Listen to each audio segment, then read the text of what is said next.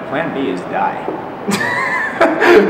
Like, you shouldn't have, I mean, people say you should always have a plan B, but when you are involved in music, I don't think that's true. Hey, what's up? I'm Sky. And I'm Jay Luce, aka Joker. And we are RDS. Yeah. I don't need praise, boy, I killed that shit. Everything these days really kill my head. Fuck going outside, bitch, I'm good right here. And if you cross that line, that's your life right there. Hey.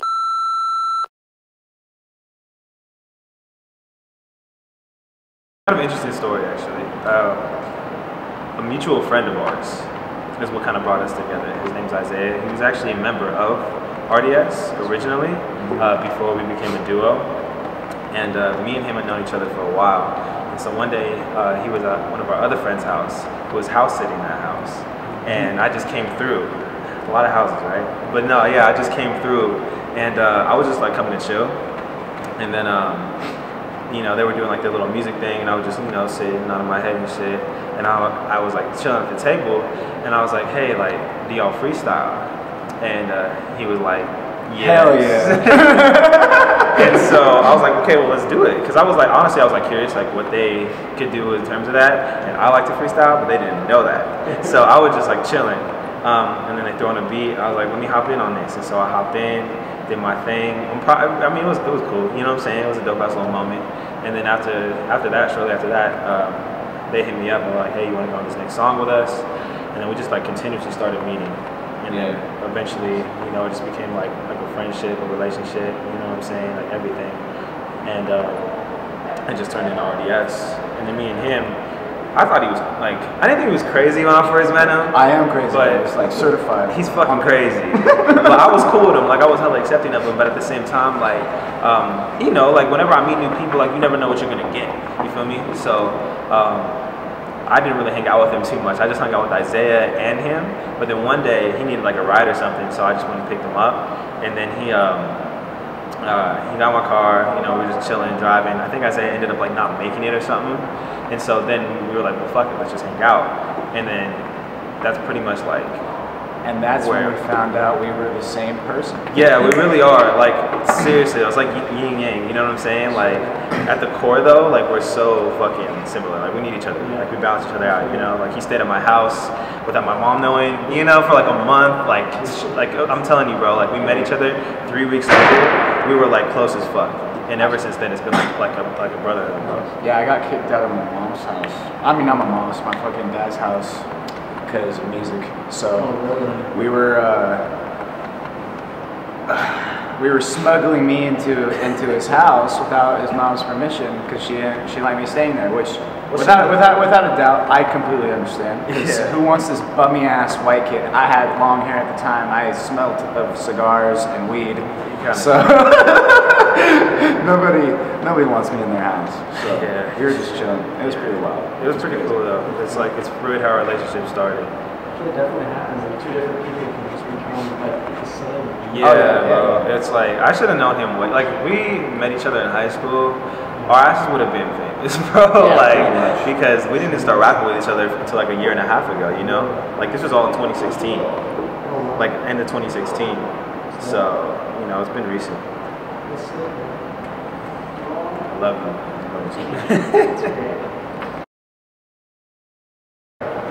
Yeah. So I always wanted to be a musician. So starting out, like probably the first time I was introduced to rap was Disco Inferno by 50 Cent. It was played on the radio. I was with my dad. And then after that, I became infatuated with hip hop music. So the first LP I ever listened to was Eminem, and that's probably what inspired me to start like writing lyrics was Encore. So when I was little, I would just like, you know, be in my room and write not only rap lyrics but rock lyrics because I wanted so badly just to be in a band or to be a musician. And when high school hit, that's when like, so towards the end of my 8th grade year, Odd Future was blowing up and I was super into Odd Future, like without a doubt. Earl's probably one of my biggest inspirations, just in terms of lyrical content and the way he structures his rhymes it's very inspirational in terms of how I use my pen and my craft. A more recent one would probably be X. Rest in peace, X, dude. A man cried when that dude died, for real. But he inspired me big time. Like, I didn't realize, and what's crazy is X is younger than me. I didn't think that a new wave musician would have such, you know, an effect on me, but he really did.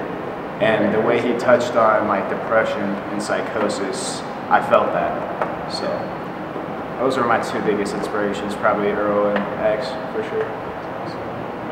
My turn. Yeah, first and foremost, rest in peace, X. I just feel like that's insane to say. You know what I'm saying? I'm a big energy person. You know, his music it just has a certain effect on things. You know what I'm saying? A really like specific effect on things that I don't think a lot of newer generation rappers really have. You know, so just want to say that. But aside from that, my influences probably my musical influence started when I was little too, but I wasn't really like into rap too aggressively. You know what I'm saying? Like I listened to it here and there, but ultimately like it wasn't something that I like went into, like dove into, researched, studied, that type of stuff. Growing up, I played the drums actually, and so I was into like I was into stuff that you know that you can like carry a beat to. You feel me? So my uncles listen to country, my grandma listened to country.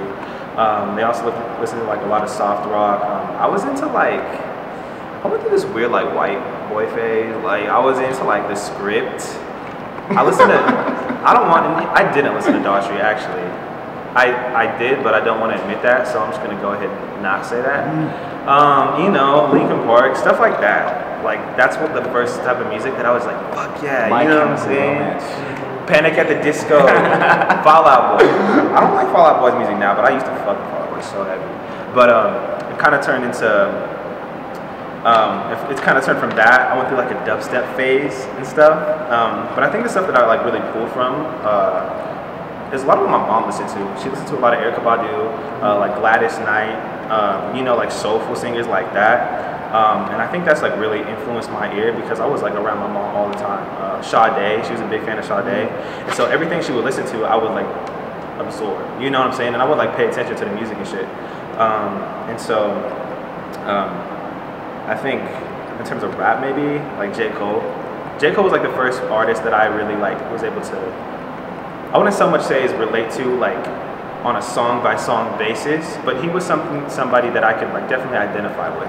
And he was a rapper that I could like take in and really like find something that I enjoyed about each piece that I heard. Every time I heard something from him, because I like went backwards and like studied his catalog from when he was first coming up, so I can see where he was, where he went, and how he was growing. And that was the first time I'd ever like taken notice of an artist like that. So as soon as that started happening was around the same time that we kind of met up. And then after that, bro, like I just been studying. Like I just listen to anything and everything. What I do is I pick my favorite artists and I take what I like from them.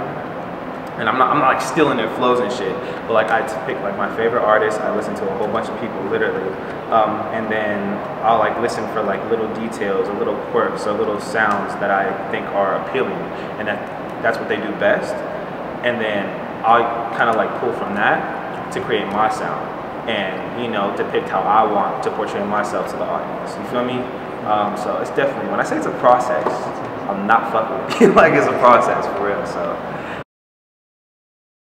So in high school, I was super into the Holland scene. Like I really liked the punk scene and how they developed that. And when we first started rapping, there weren't many rappers in Reno, period. So they, like Ty Hutton had, you know, been doing his thing, and then Low Traffic, and that was about the extent of the Reno hip hop scene. There wasn't really much after that. So our first show we actually got from a friend of mine named Elizabeth, who's in Snack. Shouts out Snack. Yeah. And they're in the other band, I forget, honestly. Like Boys or something? Yeah, Boys. Yeah, that's right. But so they actually got us our first show at Fresh Meat. Yeah, that shit was live, bro. We were the only hip hop group on that bill, and that place, that venue was packed. Holland was packed, and it was one of the crazy experiences I had ever had because it was our first time performing. And we had people who didn't even like hip hop come up to us and said, "You guys did amazing." It was cool. And that's how we kind of started building and developing our following, was honestly because of the Holland Project. And that's why I'm such a huge supporter of that movement and the entirety of what they're doing. The venue's great. The venue is awesome. We got a show there. Yeah, It's on the Saturday, the 7th, so y'all know. Shouts out Brigden, shouts out all the guys that work down there. You guys are amazing, for real.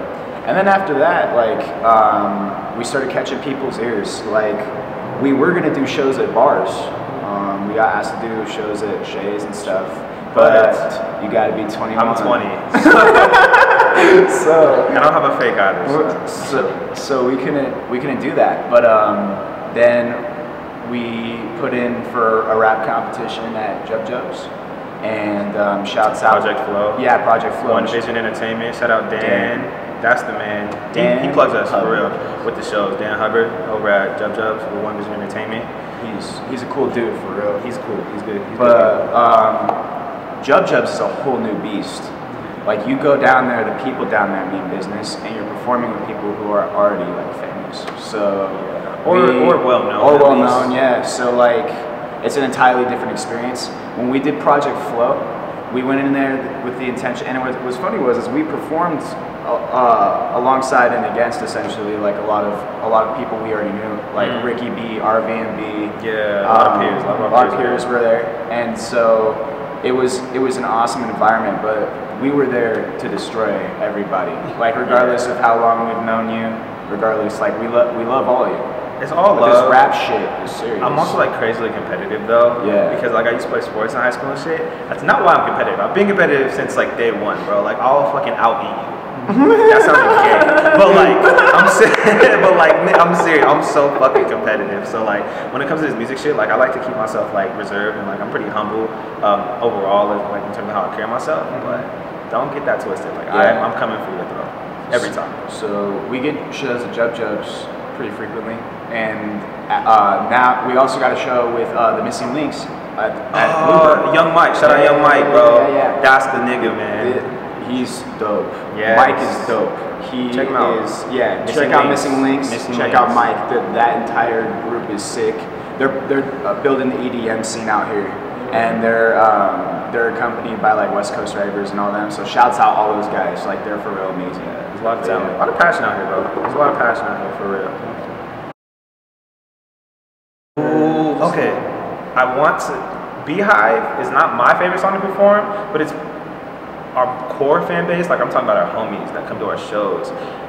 That is the song they want us to perform every time.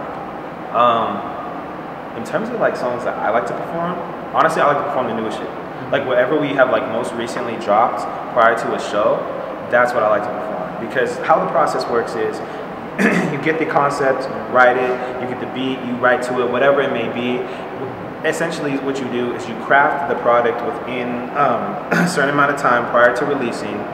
In that process is when I get everything I need from a song or everything I need from a project or whatever it may be. So by the time I release it, I'm already kind of like over the idea because I'm ready to move forward because I'm always trying to stay ahead on this music shit. You know, there's certain things that I go back to, but ultimately I really just want to build more and work on more shit, just get better, right?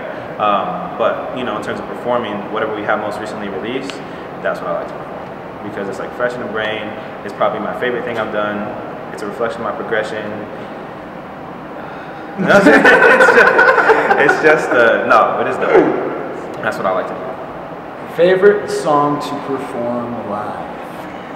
Don't overthink it. I got two, honestly, just like for right now. My favorite song, like "Shut the Fuck Up" is probably one of my favorites, just That because goes because the crowd gets nuts, and that is a reflection of my high school career and how fucking ass it was to be in high school. It fucking sucks. Stay in school. But if you don't want to, it's okay. Yeah, so I like music has provided me a way to like actually be comfortable with myself. So "Shut the Fuck Up" is kind of just like looking my former self in the face and spitting in it. But I like that song quite a bit. And then Raincoat, man. I knew you were gonna say that. Because when I go on stage, and I tell people this, and I've done an interview before where I said this, it's like you completely change almost. Like when I go on stage, I am no longer Jay Luce, the rapper. I am Joker, the fucking demon from hell. Like nothing scares me at that point. I'm willing to do everything and anything. I will fuck you in your ass. But I'll probably stab you in the neck. But yeah, but not the back though. Yeah, but not the back. Dude, I'm always stabbing people in the front side. But yeah, man. I like when I perform on stage. It's about that energy, just like coming in with that focus and that aggression. Sure. And Raincoat does a great job at relaying. Yeah. If you know me off stage, and you haven't seen me perform, you do not know me on stage because it's like it's just different. It is different. It's a different beast. It is a different. You gotta see. This is how it works.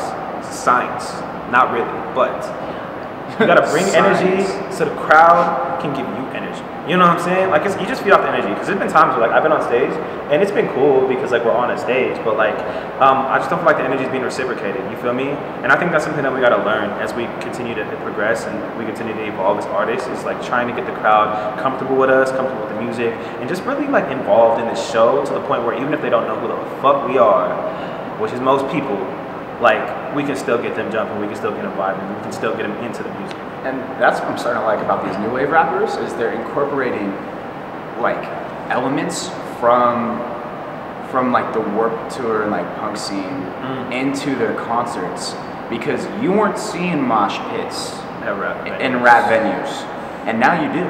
Yeah, and I love it because it's like violence gets me hard. It's like it's weird. That's another topic for another day. But yeah, for sure. But yeah, you have to get hype, man. Like if you just stand there, like the crowd's gonna do the same. Yeah. And I don't want to do that. Like I want to see in your eyes that you either want to fight, fuck, or kill somebody. And if I don't see that in your eyes while I'm performing, I'm doing my job wrong. Seriously. And there's always gonna be people that don't fuck with your music. Like that's okay. Like not everybody's gonna like you. You feel me? But our job, honestly, is just to go out there and give it our best, and then hope that people can feel, you know what I'm saying, like the genuineness and the grit. You feel me? Like that we give, because everything we do is organic. Like all the shit we put on stage, all the shit we put on music is like raw emotion. So. And I noticed you guys really gotten that kind of cult fan base. We do. Artists really especially like here, obviously, because that's where we're from. Side note, I was born in Oakland, but I lived in Reno. But no, we definitely have worked. Like I said, it's only been a year and a half, which doesn't seem like that long, but the amount of work that we put in, it just feels like it's been longer, you know?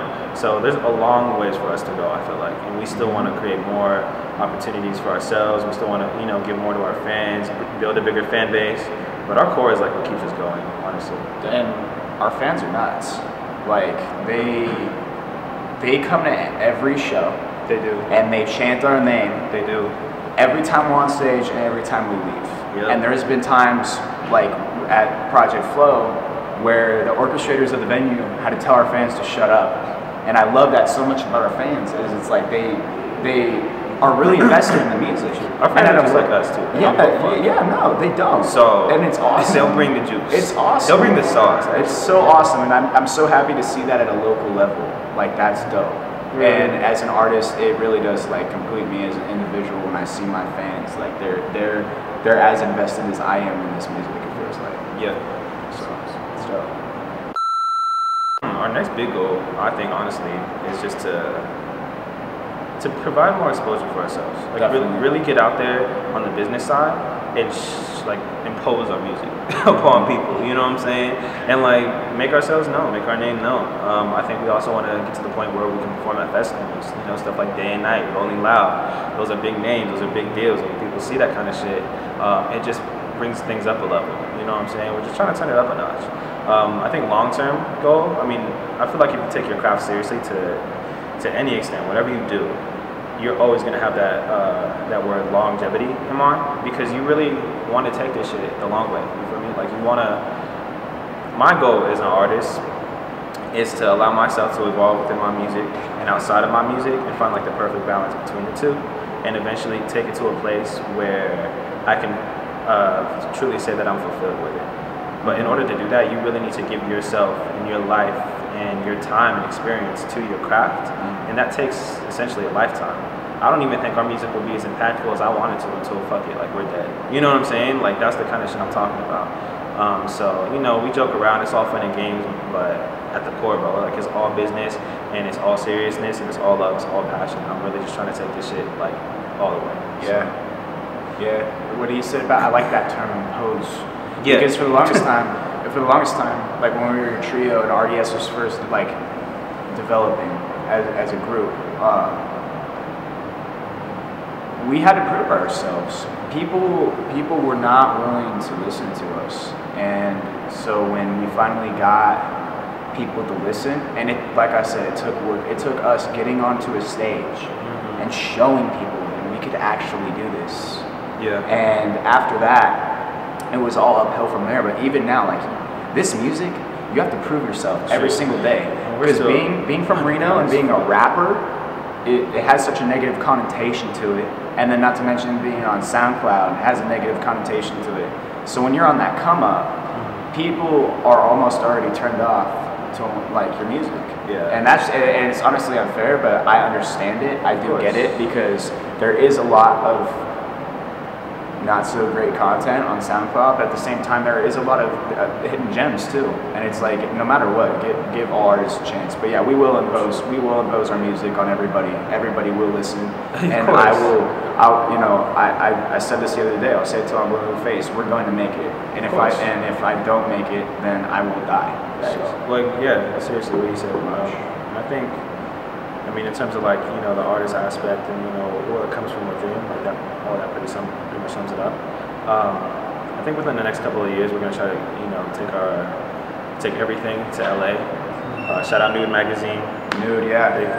There's a whole story behind that. They definitely, we fuck with them, they fuck with us, and they're family, like for real. Like Nude is family. Literally, they're his family. But I'm family too, because I'm his brother and shit. So, but nah. Yeah, we're trying to go places with this, and so I think the move is definitely gonna be LA within the next couple of years. Really trying to get that exposure, really just continue to build the brand. Just have a direction, have a focus, and have a goal in mind. When we do uproot this shit, like we want to be ready. So that's the goal. This next year, until you know the end of 2018, we're just gonna be continuing to like marinate within our craft, and just continue to work with the sound, make it perfect. Probably going to take more time on relationship, but we may not, depending on how much we get to work. You know what I'm saying? It's all dependent upon us and how seriously, you know, we're willing to put this shit in. So it takes time.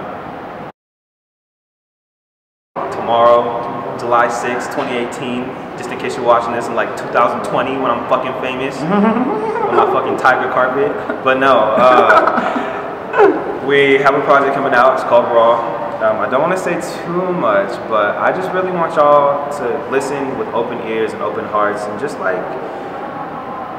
take it how you take it. You know what I'm saying? Like I said, not everybody's gonna, you know, fuck with the music, not everybody's gonna fuck with the sound, but we put a lot of work into this shit. And I think Raw, it's our first EP that we're releasing, like official EP. We're gonna try to get it on Apple, Spotify, and this is like our first step as like a legitimate duo who's actually like really trying to, you know, make this. You know, this dream a reality. You feel me? Yeah. So there's a lot of raw emotion. There's a lot of heart into it. You know what I'm saying? A lot of time went into it. A lot of frustration. A lot of long ass nights. And that reminds me of something. Everything we write about, every single song, and that includes this project, is based off of real life experience. Yeah, I don't ever say shit. You know, never. You know what I'm saying? Like I would start off my song saying I don't have a driver's license and don't own a car. Like this, I take my shit very seriously, and therefore I want to portray who I am as an individual to you, you know? Yeah. Raw does a very good job of doing that, and I'm really excited for you guys to listen to it. It's a different sound too. It is. Like what you think you've heard from us, and what you might think that we are at this point, it totally like takes you for a spin, you know?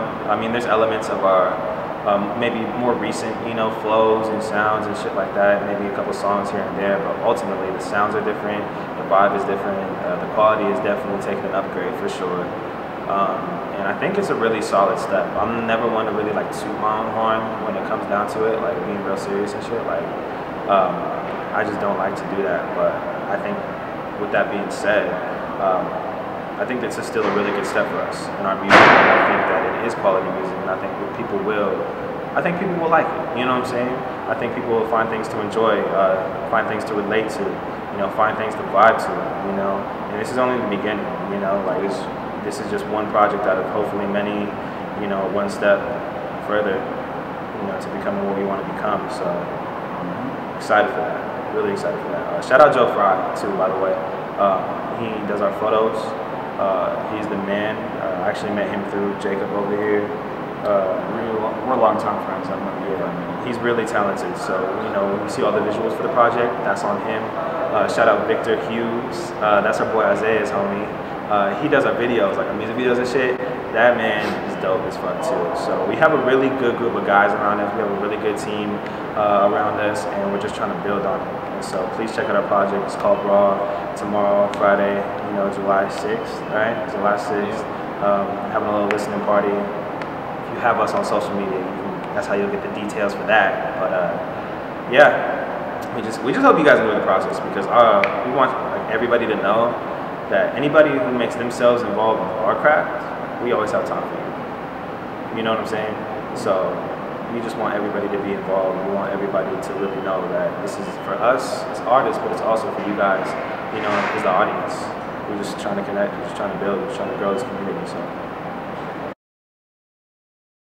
shout out Antoine Kellogg, because he's been supporting our music ever since he got here. He's not even from here. He supports it. Shout out Jay Gibb from RV&B. Shout out RV&B. Period. Yeah. You guys are they're putting their time and effort into things. I hope everybody strives, honestly. Yeah. Like for real. Shouts out to Gents. Shouts out Richmond. Yeah, Richmond. Nifty. Mazer. Shout out to Marco, the man. He's not from here. He's from Vegas. He's probably the best lyricist I've ever met. Like, Ricky B. Shout out Ricky B. There's so many, bro. There's so many. Like, only reason I'm saying all this shit is because it's like, I feel like these artists need recognition, and I feel like it's important for other artists to acknowledge other artists. You feel me? Like, it should be like a positive community. Just because we're competitive, just because we take this shit seriously, doesn't mean we have to take ourselves too seriously. You know, it should honestly be relationships throughout the whole entire community. That's how we build. Can't be volatile. And honestly, if we didn't name you, don't be upset. We just probably haven't met you yet. Or we like working with everybody. Honestly, like Reno for the longest time, and that's been the death of the music scene most of the time out here. Like the metal scene, the punk scene, everybody was always out for each other's heads. None of the bands ever like communicated with one another, and that was one of the things that was going on during the early 2000s, when the music scene out here wasn't developed enough. And I'm starting to see the same thing with the hip hop scene. Is too many people are closed off, and I don't want to do that, man. Like I'd rather build. Let's build upon the scene, because there isn't one. Oh, one more thing. If we eat each other before we build it, then it'll just be destroyed. One more thing. Shout out Ryan Cole. Ryan Cole Productions. That is the fucking man. He deserves all the time in the world, because he gives us all his time. If you didn't know, that's our fucking producer, engineer, homie, husband, wifey, everything. Like he is, he couldn't make it today, but he's a part of RDS. Like this empty seat next to me should have him in it, because he puts in all the work. Without Ryan, none of this shit would be possible. It really wouldn't though. Like any song that you've heard of ours that you fuck with, it's been touched by Ryan. Definitely. It's been touched by Ryan. It's been rubbed all over, and it's been caressed by Ryan. I fucked it. I'm sorry.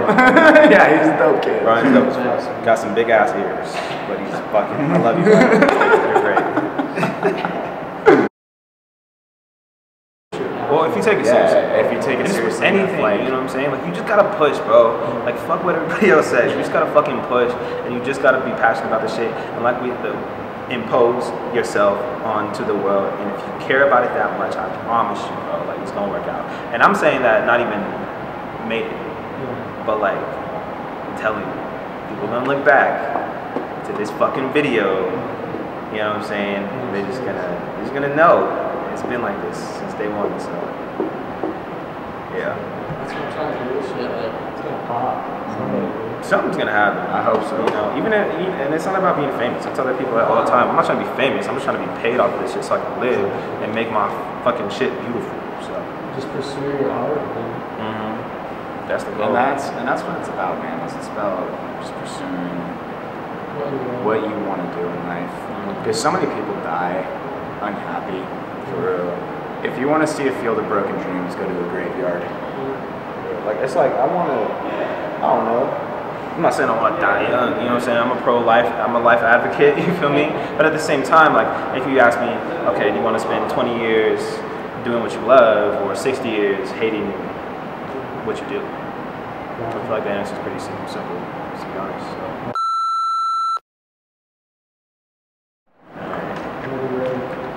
Good? Alright. I'm Sky. And Fuck you, bro. You fucked it up. This is faggot. Alright, ready? Ready, bro. Alright, so you're just gonna tie me on my chest? No. That's working? Alright. I'll just. All right. Yo, what's up? I'm Sky. You done?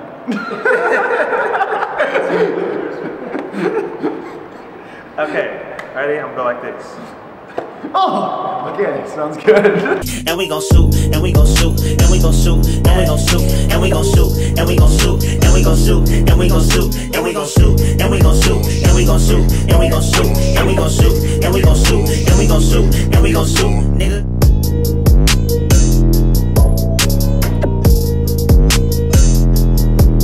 Productions.